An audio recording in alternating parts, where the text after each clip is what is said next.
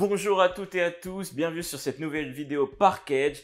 Et aujourd'hui on se retrouve encore une nouvelle fois pour parler de Yu-Gi-Oh! Avec la dernière extension que tout le monde attend en son début d'année 2023. Je parle bien sûr de Hypernova Photon. Pourquoi tout le monde attend? Eh bien c'est très simple, parce que dans cette petite boîte que je tiens là, eh bien il y a un concentré de support pour un paquet d'archétypes, que ce soit les photons, que ce soit les Griffrayers, que ce soit les Gishki, que ce soit les ninjas, que ce soit plein d'autres que nous allons aborder dans cette vidéo. Pour commencer, je vais vous parler de l'archétype exclusif au TCG présent dans cette extension. Il s'agit de l'archétype Fierté d'Or qui arrive avec 3 nouveaux monstres à effet. Vous avez Léon, Capitaine Kari et Tête Nitro.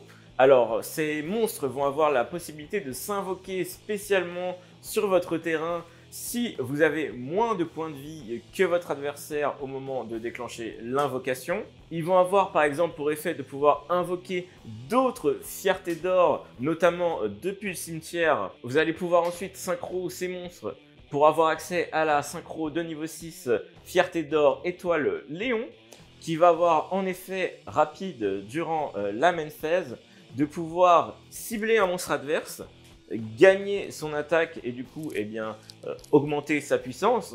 Mais si, comme tous les effets des autres Fiertés d'Or, vous avez des points de vie inférieurs à ceux de votre adversaire, en plus de gagner l'attaque de ce monstre, vous pouvez le détruire. Ensuite, si vous avez utilisé cet effet ce tour, vous pouvez à la fin de votre tour renvoyer Étoile Léon dans votre extra deck pour avoir le choix d'invoquer spécialement un monstre Fierté d'Or depuis votre deck ou votre cimetière. C'est un monstre synchro de niveau 6 qui peut être joué dans d'autres decks qui ont accès facilement au synchro de niveau 6, mais qui va révéler son vrai potentiel une fois couplé au monstre Fierté d'Or. Ensuite, si vous avez 2 monstres Fierté d'Or sur le terrain, vous pouvez aussi avoir accès à la Link 2 Explosive Nitro, qui lui va vous permettre, par son effet, de cibler une carte sur le terrain adverse et de la détruire.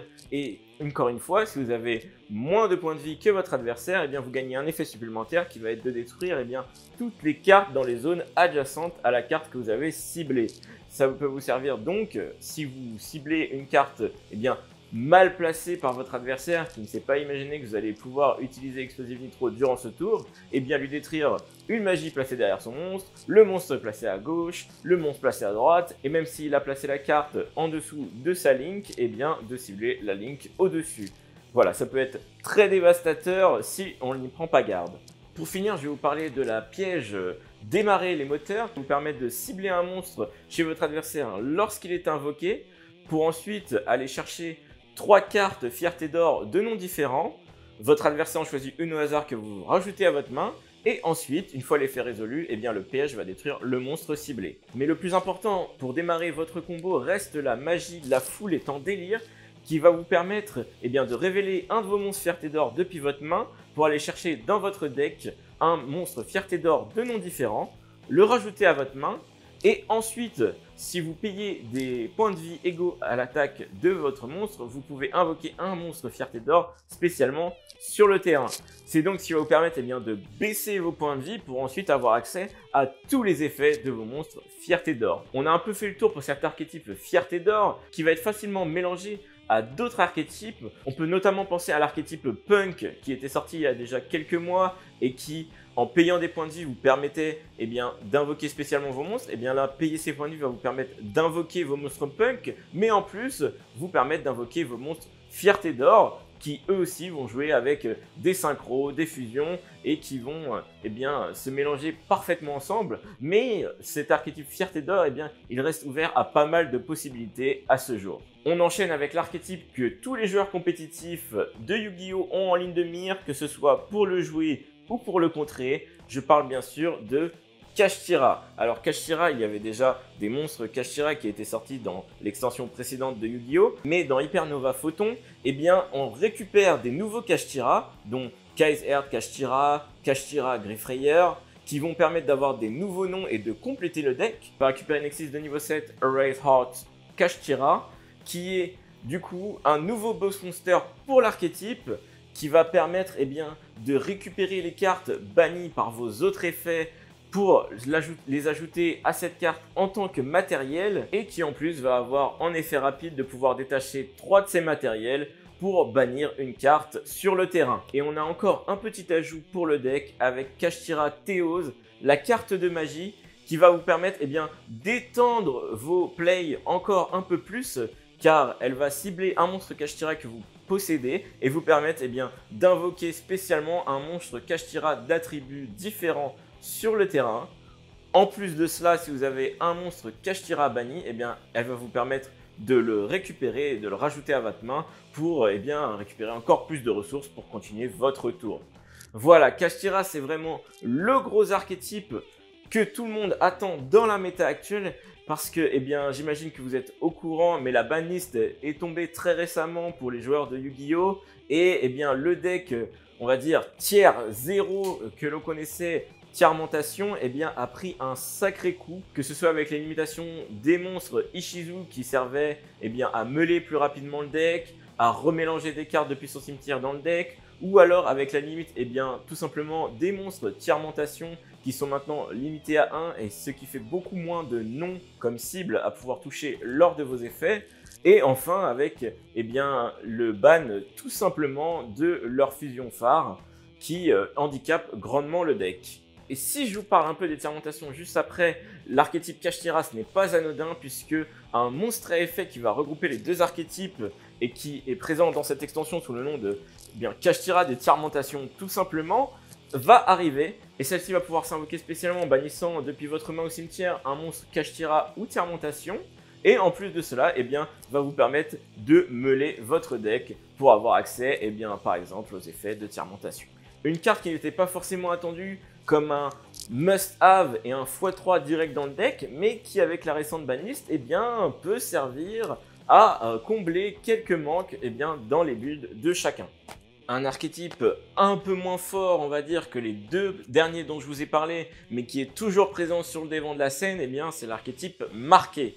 Et lui, dans cette extension Hypernova Photon, il va récupérer deux fusions sous le nom de Grand Guignol, le dragon du crépuscule, et Rietbrum, le dragon éclatant.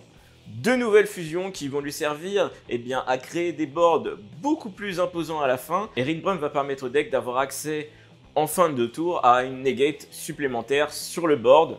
En plus de cela, son effet dans le cimetière vous permet de réinvoquer Albaz le déchu directement depuis votre cimetière, ce qui va donner de la récurrence au deck vous permettant de repartir sur vos combos au tour d'après, même si Rietbrum a été détruit durant le tour adverse. C'est deux ajouts non pas on va dire essentiels, mais très profitables au deck marqué. Cette extension elle s'appelle Hypernova Photon, mais depuis tout à l'heure vous ne m'entendez pas prononcer le mot photon, le voici avec un nouveau dragon photon galactique, une nouvelle Xyz pour le deck qui va être une version améliorée de l'ancien dragon qu'on connaissait et qui va permettre d'aller tuto soit un monstre photon, soit un monstre galactique. Encore une fois, cela va permettre au deck d'étendre ses plays en allant chercher la carte qu'il fallait pour continuer son tour directement dans son deck. Couplé à ça, on va avoir un nouveau boss monster pour le deck avec la nouvelle Xyz numéro C62 qui va être elle aussi une version améliorée de numéro 62 et qui va même pouvoir se jouer directement si vous avez numéro 62 sur le terrain en transférant les matériels de numéro 62 sous le nouveau C62. En plus de cela, il va pouvoir gagner de la puissance équivalent au niveau des cartes Xyz présents dans ses matériels. Alors sachant qu'il part déjà de base avec 4000 de puissance, si en plus son effet commence à lui rajouter de la puissance, on peut très vite monter à des chiffres très durs et qui peuvent mettre très cher à votre adversaire. Alors on a fait un peu le tour des archétypes présents dans cette extension. Maintenant je vais vous parler des cartes qui apportent du support ou qui sont des must-have dans cette extension. Et une fois n'est pas coutume, je vais vous parler d'une commune. Et oui, puisqu'il y a un nouveau bestial qui apparaît dans cette extension en commune et qui, comme tous les bestials, va pouvoir s'invoquer durant le tour de votre adversaire en effet rapide. Mais celui-ci va en plus de cela pouvoir gêner votre adversaire dans la construction de son board, car il a comme effet rapide de sacrifier un monstre que vous contrôlez, qu'il soit ténèbres ou lumière, pour cibler un monstre adversaire que vous pouvez ensuite bannir du terrain. Si vous n'avez pas d'autres monstres sur le terrain que ce bestial, c'est très simple car il est d'élément ténèbres. Il suffit de le sacrifier lui-même lui-même pour avoir ensuite accès à la suite de l'effet et pouvoir bannir un monstre adverse. Et dans cette extension, on va aussi retrouver Pousser des talents tactiques, qui est, on va dire, la petite sœur de triple talent tactique que l'on connaît très bien. Cette fois-ci, elle va permettre, eh bien, si votre adversaire a activé un effet durant ce tour, d'aller tutoriser une carte magie ou piège depuis votre deck et de la poser directement sur le terrain. Vous ne pouvez malheureusement pas l'activer ce tour-ci. Je vais prononcer un nom qu'on avait l'habitude d'entendre il y a de ça un moment, mais qu'on n'entend plus très souvent, c'est Tribrigade.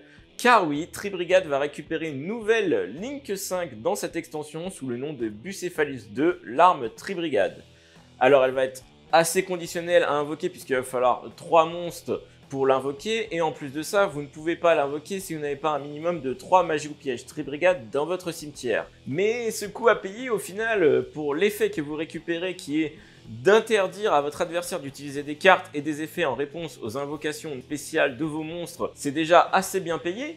Mais en plus de ça, lorsqu'un monstre attaque, vous pouvez bannir Bucephalus 2 pour ensuite bannir toutes les cartes contrôlées par votre adversaire. Vous allez donc vider totalement son board avec une seule carte. On peut comprendre qu'il y ait quelques conditions à respecter pour son invocation au vu du retour de puissance que l'on a en utilisant cette carte.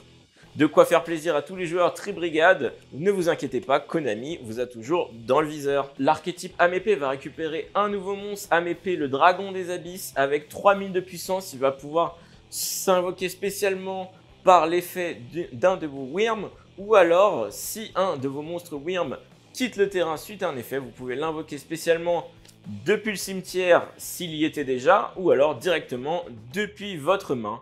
En plus de ça, il va vous permettre de bannir une carte chez l'adversaire. C'est un bon ajout pour l'archétype Amépée qui reste un archétype très séduisant pour une bonne partie des joueurs. L'archétype Labyrinthe va lui récupérer un nouveau piège, grande bienvenue Labyrinthe, qui va lui permettre d'invoquer spécialement un monstre labyrinthe depuis le cimetière tout en renvoyant un monstre labyrinthe présent sur le terrain dans sa main. Mais en plus de ça, va permettre de gérer un peu le board adverse. Si vous ciblez un de vos monstres et vous le renvoyez à la main, vous pouvez cibler un monstre adverse et le renvoyer en main. De quoi étoffer les possibilités de l'archétype Labyrinthe et même d'autres archétypes qui pourraient se baser autour des pièges. Là, on va parler d'un ancien archétype qui a reçu du support récemment, c'est l'archétype Ninja, qui a reçu 2 nouveaux ninjas avec le ninja vert, mais surtout Gio, le ninja de la gravité, qui va vous permettre de retourner 2 monstres présents sur le board adverse, et ils deviennent du coup sans effet. Mais en plus de ça, si vous retournez une carte tant que Gio est présent sur le terrain, il va pouvoir avoir comme effet de cibler une carte et de la détruire tout simplement. Alors en plus d'être un ajout pour être une nouvelle cible pour tous les effets qui vont tutoriser des ninjas, c'est une carte qui va vous permettre de servir à gérer le board adverse, et ça on adore. Il y a aussi une nouvelle fusion ninja qui vient se rajouter aux différentes fusions ninja accessibles dans l'archétype, et tout cela nous donne un bon petit support qui continue d'augmenter pour le deck ninja. Ensuite, on va parler d'une carte magie qui est liée à un ancien archétype mais qui est utilisable un peu dans tous les decks. Ça va être Inscription des protecteurs du tombeau. Alors, à l'instar de la carte de terrain, elle va influer sur les effets activables ou non dans le cimetière. Vous l'activez au début de votre tour et ensuite, vous pouvez choisir parmi un des 3 effets et cet effet sera appliqué durant tout le tour. Soit aucun des joueurs ne peut activer d'effet depuis le cimetière, soit aucun des joueurs ne peut bannir de cartes depuis le cimetière, soit aucun des joueurs ne peut invoquer de monstres depuis le cimetière. Tout de suite, quand on voit cette carte, on voit bien que utilisée en tandem avec le terrain, vous pouvez complètement sceller le cimetière adverse durant un tour, et ça peut être très dévastateur pour certains decks. Ensuite, la dernière carte dont je vais vous parler, c'est plus un clin d'œil vraiment aux anciens joueurs de Yu-Gi-Oh! Puisqu'on va avoir une nouvelle fusion qui s'appelle Grand Insecte Ultime. Alors là, oui, dans le design, tout de suite, on pense à la grande mythe ultime d'Insectoraga.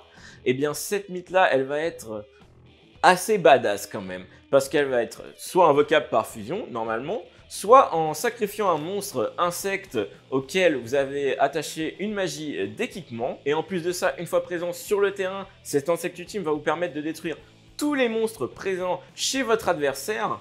Alors, du haut de ces 3000 d'attaque, ça peut lui permettre d'ouvrir la voie pour l'attaque finale de votre duel. J'en ai aussi parlé dans l'intro brièvement, mais vous pouvez récupérer quelques cartes de support pour d'autres archétypes, notamment Gishki, Œil Maléfique, Griffayer et bien plus encore, mais je vous laisse aller voir tout ça en allant sur notre site www.parkedge.com. Vous pouvez voir tous nos produits scellés pour Hypernova Photon, mais aussi les cartes à l'unité disponibles à ce jour. Quant à moi, je vous remercie d'avoir regardé cette petite vidéo et je vous dis à bientôt pour la prochaine.